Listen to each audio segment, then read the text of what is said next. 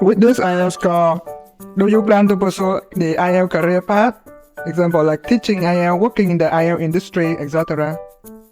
I think I've never thought about that, but I think that would be a good way to make income in the future because I am confident in that. Yeah, probably. How can you balance the time at school or work and the time spent on studying IELTS?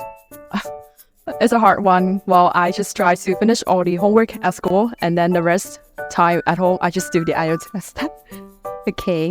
Why did you take the IELTS? I took the IELTS for preparation for my next step in life.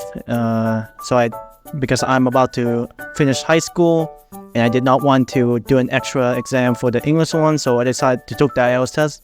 So it would leave me some stress-free so I can focus on the other two subjects. Which skill have you gained after taking IELTS besides listening, reading, speaking, and writing?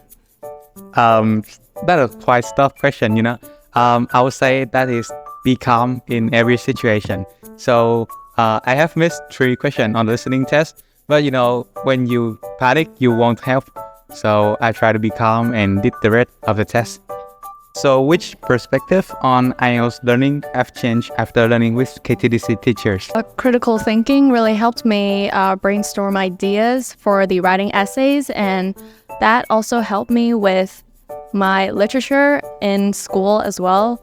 And yeah, just overall, it really helped with how I write my essays and stuff like that. Why are speaking and writing more difficult to high scores than listening and reading? I think speaking and writing are more difficult because they actually require you to think and not just gathering information from a different source. It requires you to actually have a persuasive argument for what you write or what you speak. So that's why it's more challenging than the other 2 skills.